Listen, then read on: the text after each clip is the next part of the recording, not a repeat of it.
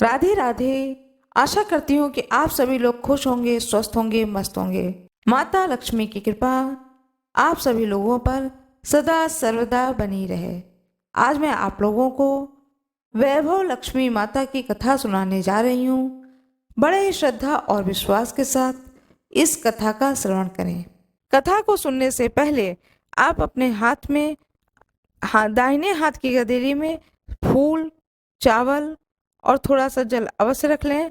जब इस पूरे कथा को सुन लें तो उस अक्षत फूल को भगवान के सामने समर्पित कर दें। हे गज लक्ष्मी माँ, आप जैसे शीला पर प्रसन्न हुई वैसे ही हम सब पर प्रसन्न हो और हम सबकी मनोकामनाओं की पूर्ति करें। श्री अधिलक्ष्मी माँ, आप जैसे शीला पर प्रसन्न हुई वैसे ही हम सब पर प्रसन्न हो और हम सबकी मनोकामनाओं की पूर्ति करें। श्री विजय लक्ष्मी माँ, आप जैसे शीला पर प्रसन्न हुई वैसे ही हम सब पर प्रसन्न हो और हम सबकी मनोकामनाओं की पूर्ति करें। हे ऐश्वर्य लक्ष्मी माँ, आप जैसे शीला पर प्रसन्न हुई वैसे ही हम सब पर प्रसन्न हो और हम सबकी मनोकामनाओं की पूर्ति करें। हे वीर लक्ष्मी माँ, आप जैसे शीला पर प्रसन्न हुई वैसे ही हम सब पर प्रसन्न हो और हम सबकी मनोकामनाओं की पूर्ति करें। हे धान्य लक्ष्मी माँ, आप जैसे शीला पर प्रसन्न हुई वैसे ही हम सब पर प्रसन्न हो और हम सबकी मनोकामनाओं की पूर्ति करें।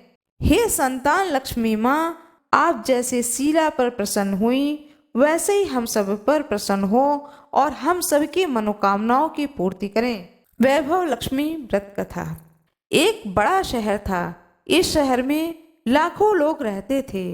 पहले के जमाने के लोग साथ साथ रहते थे और एक दूसरे के काम आते थे, पर नए जमाने के लोगों का स्वरूप ही अलग सा है। सब अपने अपने काम में रत रहते हैं।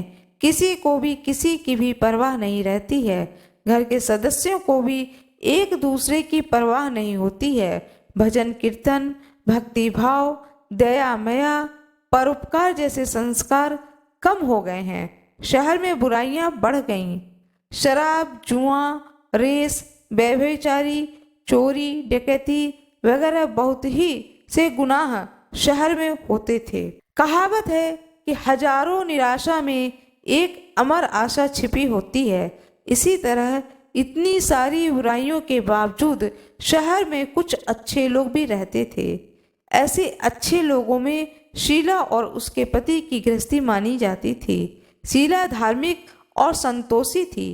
पति भी विवेकी और सुशील था। शीला और उसका पति ईमानदारी से जीते थे। वे किसी की न बुराई करते थे और प्रभु के भजन में अपने समय को व्यतीत किया करते थे। उनकी गृहस्थी आदर्श गृहस्थी कहलाती थी और शहर के लोग उनकी गृहस्थी की सराहना करते थे। शीला की गृहस्थी इसी तरह खुशी खुशी चल रही थी, पर कहा जाता है कि कर्म की गति कर्म ही जाने। विधाता के लिखे लेख को कोई नहीं समझ सकता है। इंसान का नसीब पल भर में राजा को रंक बना देता है और रंक को राजा। शीला के पति के पिछले जन्म के कर्म को भोगने को अभी बाकी रह गए थे, तो वे बुरे लोगों के संगत में पड़ गए और जल्द से जल्द करोड़पति होने के ख्वाब देखने लगे। इसलिए वह गलत रास्ते पर चल दिए और करोड़पति की जगह रोडपति बन गए। यानी रास्ते पर भटकते भिखारी जैसी उनकी हालत हो गई थी। शहर में शराब, जुआ, रेस, चरस, गांजा वगैरह आदतें लोगों के अंदर तो रहती ही हैं। शीला का पति भी उसी में फंस गया। दोस्तों के साथ उसे भी शराब की आदत हो गई। जल्द से जल्द पैसा वाला बनने की लालच में दोस्तों के साथ रेस और जुआ भी खेलने लगा। इस तरह बचाई हुई धनराशि, पत्नी के गहने, सब कुछ रेस और जुए में गंवा दिया था। इसी तरह एक वक्त ऐसा भी था कि सुशील पत्नी शीला के साथ मजे में रहता था। प्रभु भजन से सुख शांति से वक्त व्यतीत करता था। उसकी बजाय घर में दरिद्रता और भूखमरी फैल गई। सुख से खाने की बजाय 2 वक्त भोजन के लाले पड़ गए। शीला को रोज पति की गालियां खाने का वक्त आ गया था। शीला सुशील और संस्कारी स्त्री थी। उसे पति के बर्ताव से बहुत दुख होता था, किंतु वह भगवान का भरोसा करके बड़ा दिल रख करके दुख को सहने लगी। कहा जाता है कि सुख के पीछे दुख होता है और दुख के पीछे सुख आता है, इसलिए दुख के बाद सुख आएगा। ऐसा श्रद्धा के साथ शीला प्रभु भक्ति में लीन रहने लगी। इस तरह शीला असह्य दुख सहते सहते प्रभु की भक्ति में वक्त बिताने लगी। अचानक एक दिन दोपहर में उसके द्वार पर किसी ने दस्तक दी। शीला सोच में पड़ गई कि मुझ जैसे गरीब के घर में इस वक्त कौन आया है, फिर भी द्वार पर आए हुए अतिथि का आदर करना चाहिए। ऐसा आर्य धर्म के संस्कार वाली शीला ने खड़े होकर द्वार को खोला। देखा तो सामने एक माजी खड़ी थी। वे बड़ी उम्र की लगती थीं, किंतु उनके चेहरे पर अलौकिक तेज निखर रहा था। उनकी आंखों में मानो अमृत बह रहा था। उनका भव्य चेहरा देखकर करुणा और प्यार से छलक रहा था उनका चेहरा। उनकी ओर शीला देखते ही रह गई। उनको देखते ही शीला के मन में अपार शक्ति आ गई और मन में शांति छा गई। वैसे शीला इस माँ जी को पहचानती न थी, फिर भी उनको देखकर शीला के रोम रोम आनंद भर उठा। शीला माँ जी को आदर के साथ घर में ले आई। घर में बिठाने के लिए कुछ भी नहीं था, अतः शीला ने सोचाकर एक फटी हुई चादर पर उनको बिठाया। माँ जी ने कहा, क्यों शीला, मुझे पहचाना नहीं? शीला ने सोचाकर कहा, माँ, आपको देखते ही बहुत खुशी हो रही है, बहुत शांति हो रही है। ऐसा लगता है कि मैंने बहुत दिनों से जिसे ढूंढ रही थी वह आप ही हैं, पर मैं आपको पहचान नहीं पाई। माँ जी हंसी और हंसकर कहीं, क्यों भूल गई? हर शुक्रवार को लक्ष्मी जी के मंदिर में भजन कीर्तन होते हैं, तब मैं भी वहीं आती हूँ। वहाँ हर शुक्रवार को हम मिलते हैं। पति गलत रास्ते पर चला गया है, तब से शीला बहुत दुखी हो गई थी और दुख की मारी वह लक्ष्मी जी के मंदिर में भी नहीं जाती थी। बाहर के लोगों के साथ नजर मिलाने में भी उसे शर्म आने लगी थी। उसने याददाश्त पर जोर दिया और बोली, माँ जी याद नहीं आ रहा है। तभी माँ जी ने कहा, तू लक्ष्मी जी के मंदिर में कितने मधुर भजन गाती थी, अभी तो दिखाई नहीं देती, इसलिए मुझे हुआ कि क्यों न मैं ही मिल आती हूँ तुमसे। कहीं तुम बीमार तो नहीं हो? ऐसा सोचकर मैं तुमसे मिलने चली आई हूँ। माँ जी के अति प्रेम भरे शब्दों से शीला का हृदय पिघल गया। उसकी आंखों में आंसू आ गए। माँ जी के सामने वह बिलख बिलख कर रोने लगी। यह देखकर माँ जी शीला के नजदीक सरकी और उसकी सशक्ति पीठ पर प्यार भरा हाथ फेर कर सांत्वना देने लगी। माँ जी ने कहा, बेटी, सुख और दुख तो धूप और छांव जैसे होते हैं। सुख के पीछे दुख आता है और दुख के पीछे सुख आता है। धैर्य रखो बेटी। और तुझे क्या परेशानी है? तेरे दुख की बात मुझे सुना, तेरा मन भी हल्का हो जाएगा और तेरे दुख का कोई उपाय भी मिल जाएगा। माँ जी की बात सुनकर शीला के मन को बड़ी शांति मिली।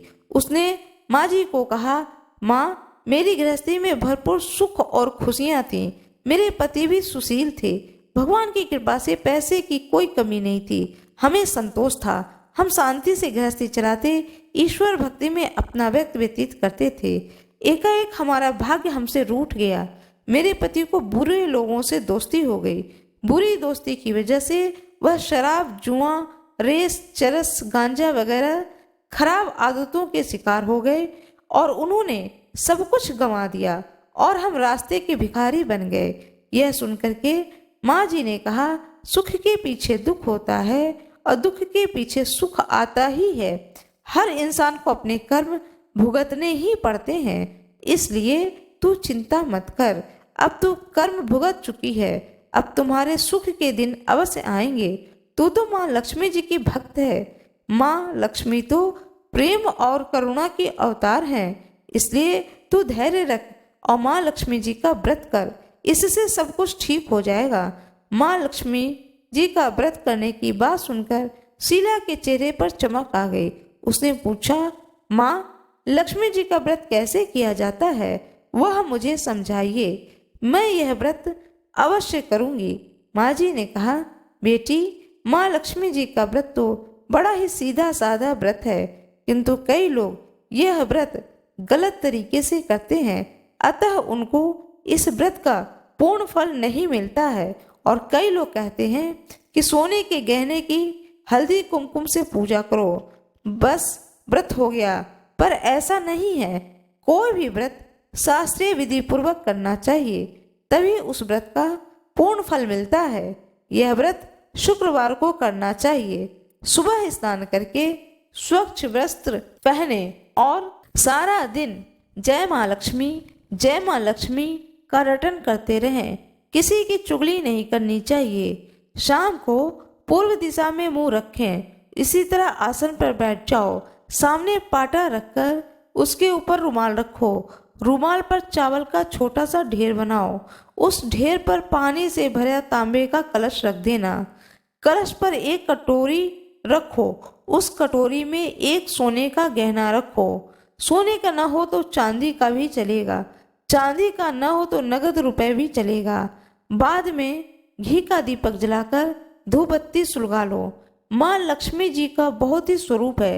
माँ लक्ष्मी जी के श्री यंत्र अति प्रिय है, अतः वैभव लक्ष्मी की पूजन की विधि करते वक्त सर्वप्रथम श्री यंत्र और माँ लक्ष्मी जी के विविध स्वरूपों को सच्चे दिल से दर्शन करो। श्री यंत्र और लक्ष्मी जी के कोई भी प्रतिमा हो उन्हें भी सामने रखिए, उस पाटे पर रखिए। उसके बाद लक्ष्मी स्तवन का पाठ करो। बाद में कटोरी में रखे हुए गहने या रुपए पर हल्दी कुमकुम चावल चढ़ाकर पूजा करो। लाल रंग का फूल चढ़ाओ माँ लक्ष्मी की प्रतिमा के ऊपर और श्री यंत्र के ऊपर। साथ में उस रुपए या गहना जो भी रखा है उसके ऊपर भी लाल रंग का फूल चढ़ाओ। शाम को कोई मीठी चीज बनाकर उसका प्रसाद रखो। न हो तो शक्कर या गुड़ भी चल सकता है। फिर आरती करके 11 बार सच्चे हृदय से जय माँ लक्ष्मी बोलो। बाद में 11 या 21 शुक्रवार यह व्रत करने का दृढ़ संकल्प माँ के सामने करो। आपकी जो मनोकामना हो वह पूरी करने को माँ लक्ष्मी जी से विनती करो। फिर माँ का प्रसाद बांट दो और थोड़ा प्रसाद अपने लिए रखो। अगर आप में शक्ति हो तो सारा दिन उपवास रखो। सिर्फ प्रसाद खाकर शुक्रवार का व्रत करो। न शक्ति हो तो एक बार शाम को प्रसाद ग्रहण करो। यदि और भी आपके अंदर शक्ति की कमी है तो एक समय में भोजन कर लो। अगर थोड़ी भी शक्ति न हो तो 2 बार भोजन कर लो। बाद में कटोरी में रखा गहना या रुपए ले लो। कलश का पानी तुलसी की क्यारी में डाल दो। चावल पक्षियों को डाल दो। इस प्रकार शास्त्रीय विधि अनुसार व्रत करने से उसका फल पूर्ण मिलता है।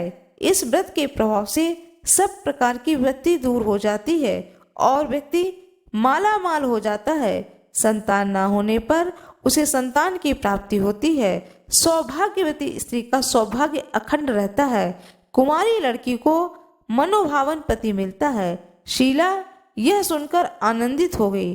फिर पूछा, माँ, आपने वैभव लक्ष्मी व्रत की जो शास्त्रीय विधि बताई है वैसे मैं अवश्य करूंगी, किंतु उसके उद्यापन विधि किस तरह करनी चाहिए उसे भी बताने की कृपा करें। माँ जी ने कहा, 11 या 21 जो मन्नत मानी हो उतने शुक्रवार यह वैभव लक्ष्मी व्रत पूरी श्रद्धा और भावना से करनी चाहिए। व्रत के आखिरी शुक्रवार का जो शास्त्रीय विधि के अनुसार उद्यापन विधि करनी चाहिए वह मैं तुझे बताती हूँ। आखिरी शुक्रवार को खीर का नैवेद्य रखो। पूजा विधि हर शुक्रवार की ही तरह करो। पूजा विधि के बाद श्रीफल फोड़ें और कम से कम 7 कुमारी या सौभाग्यशाली स्त्रियों को कुमकुम का तिलक करके साहित्य संगम की वैभव लक्ष्मी व्रत की एक पुस्तक उपहार में दें और सबको खीर का प्रसाद दें। फिर धन लक्ष्मी स्वरूप वैभव लक्ष्मी स्वरूप माँ लक्ष्मी की छवि को प्रणाम करें। माँ लक्ष्मी जी का यह स्वरूप वैभव देने वाला होता है। माँ लक्ष्मी जी का यह स्वरूप वैभव देने वाला होता है।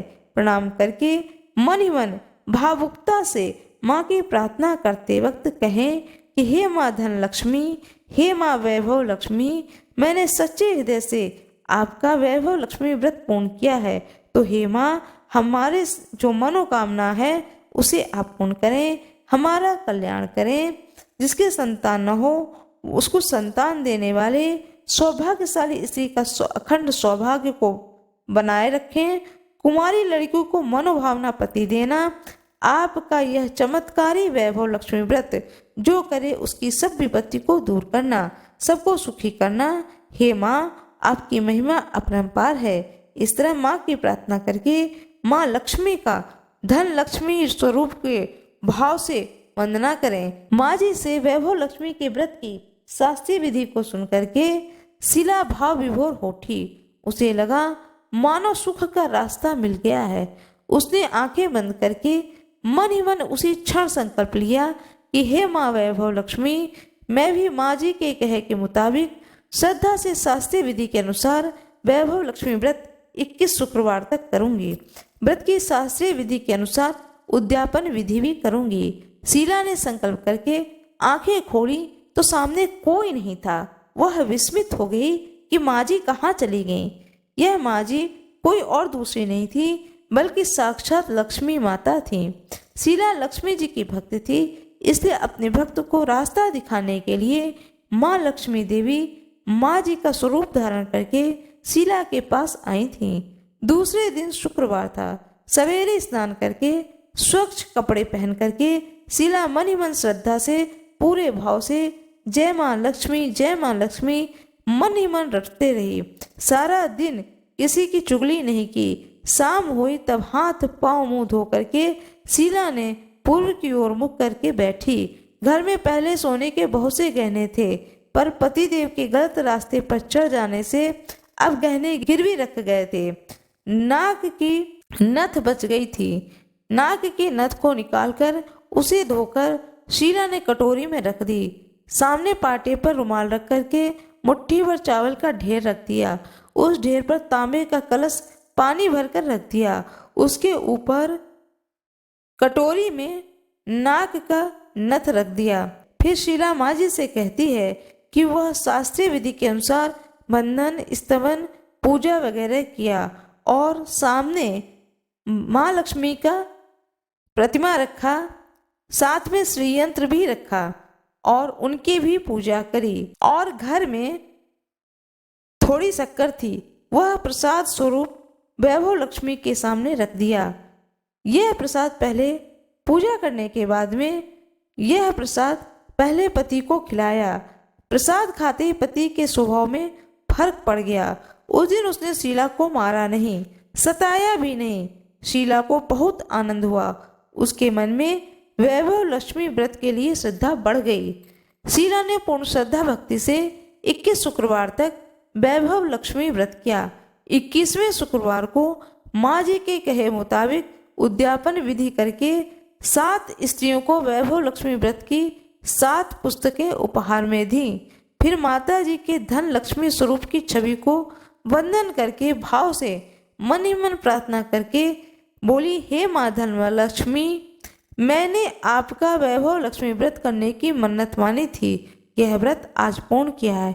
हे माँ, मेरी हर विपत्ति को दूर करो, हम सबका कल्याण करो। जिसे संतान न हो उसे संतान देना, सौभाग्यवती स्त्री का सौभाग्य अखंड रखना, कुंवारी लड़की को मन भावन पति देना।